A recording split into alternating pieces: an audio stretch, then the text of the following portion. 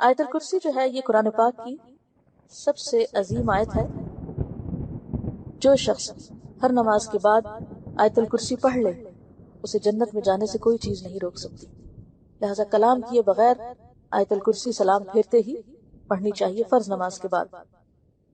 حضرت ابو ہریرہ سے روایت ہے نبی صلی اللہ علیہ وسلم نے فرمایا ہر چیز کا کوہان اور بلندی ہے، ہر چیز کا کوہان اور بلندی ہے، اور قرآن حکیم کی بلندی سورۃ البقرہ ہے، اور اس میں آیت الکرسی تمام آیتوں کی سردار ہے. اس آیت کا پڑھنا انسان کو رات بھر شیطان کی شر سے محفوظ رکھتا ہے، کیونکہ شیطان نے ابو ہریرہ رضی اللہ تعالیٰ عنہ کو خود یہ بات بتائی جس کی تصدیق نبی صلی اللہ علیہ وسلم نے کی، کہ اس نے کہا کہ جب تم سونے کے لیے بستر پر جاؤ تو آیت الکرسی پڑھ لو، صبح تک اللہ کی طرف سے تم پر ایک نگہبان فرشتہ مقرر رہے گا، اور صبح تک تمہارے پاس شیطان پھٹکنے نہ پائے گا. اور نبی صلی اللہ علیہ وسلم نے فرمایا کہ اگرچہ وہ جھوٹا ہے مگر اس نے سچ کہا، یعنی بات سچی ہے لیکن وہ جھوٹا ہے، وہ شیطان تھا. ابی ابن کعب سے مروی ہے کہ نبی صلی اللہ علیہ وسلم نے ایک مرتبہ ان سے پوچھا کہ اللہ کی کتاب میں سب سے عظیم آیت کون سی ہے؟ تو انہوں نے کہا اللہ اور اس کے رسول ہی بہتر جانتے ہیں.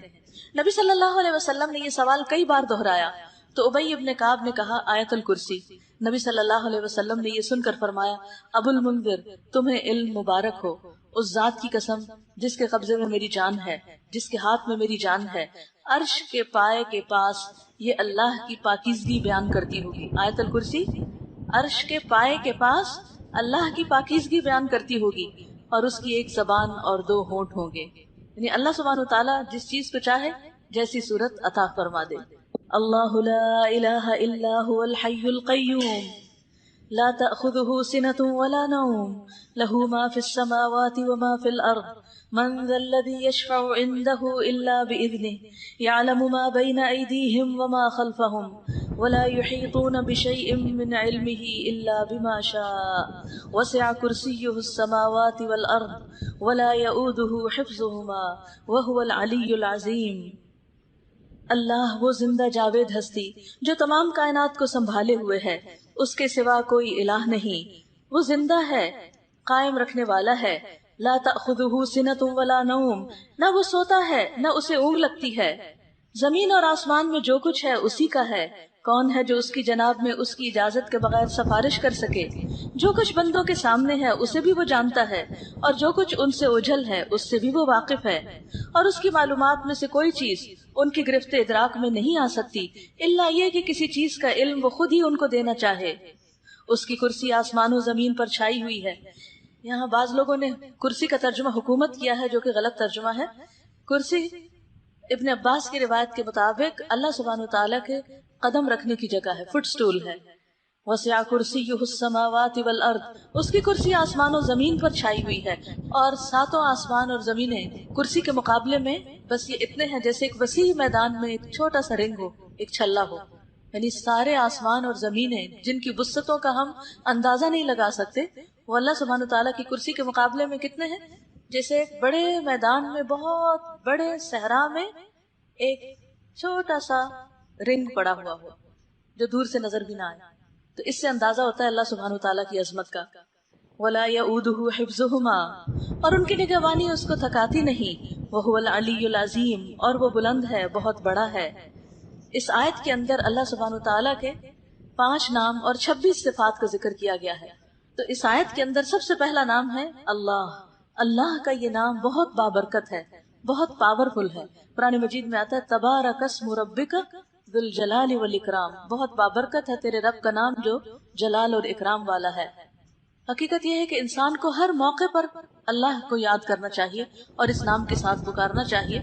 رسول اللہ صلی اللہ علیہ وسلم نے فرمایا جب تم رات کو کتے کے بھونکنے یا گدھے کے ہینگنے کی آواز سنو تو اللہ کی پناہ طلب کیا کرو، کیونکہ جو کچھ وہ دیکھتے ہیں تم نہیں دیکھتے.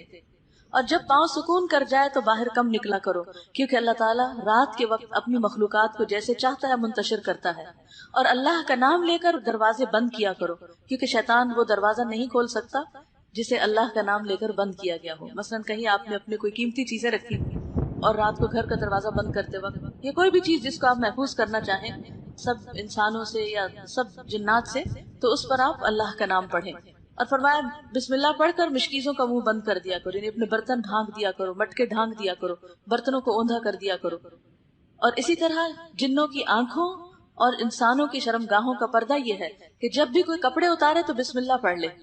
یعنی کپڑے اتارنے سے پہلے اگر آپ بسم اللہ پڑھ لیں گے تو آپ ایک طرح سے محفوظ ہو جائیں گے، شیطان آپ کو دیکھ نہیں سکے گا.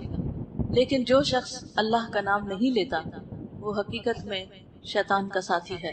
ابن عباس کہتے ہیں رسول اللہ صلی اللہ علیہ وسلم نے فرمایا کہ ابلیس نے کہا اے میرے رب تو نے اپنی ساری مخلوق کا رزق واضح کر دیا ہے تو میرا رزق کہاں ہے؟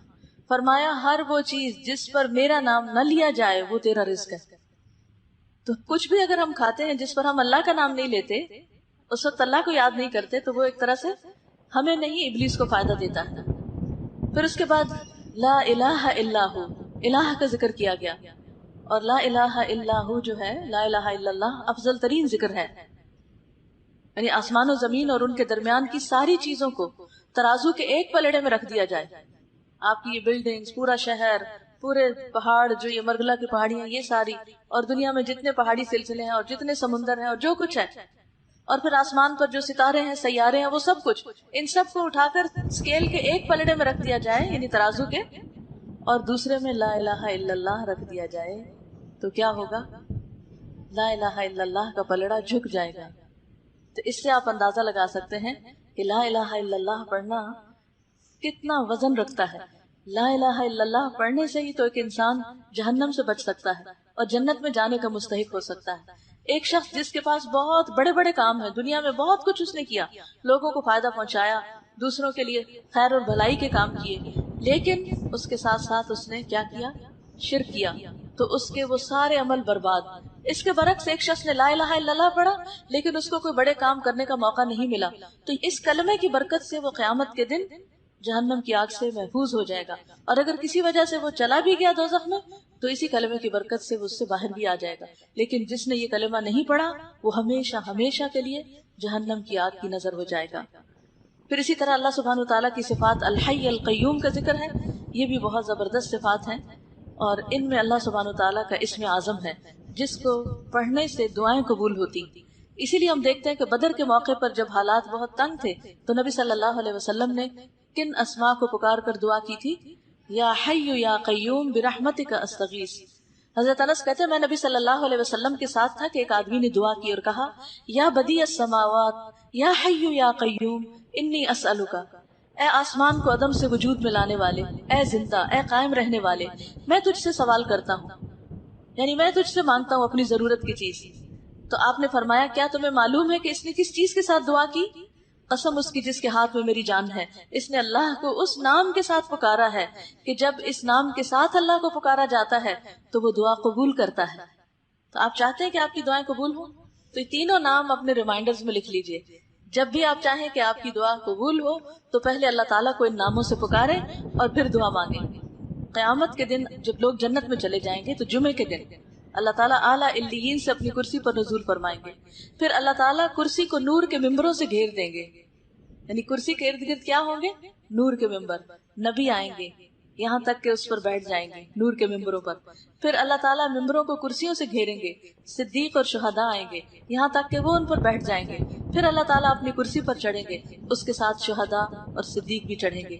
یعنی اللہ سبحانہ وتعالیٰ قیامت کے دن اپنے بندوں سے جس طرح ملاقات کریں گے اس کا ذکر یہاں کیا گیا ہے. صحیح الترغیب والترہیب کی حدیث ہے. وَهُوَ الْعَلِيُّ الْعَظِيمُ، اور وہ بلند ہے، بہت عظیم ہے. اور حقیقت یہ ہے کہ اللہ سے بڑی کوئی بھی چیز نہیں، اس لیے ہمیں اللہ تعالیٰ کے ناموں کے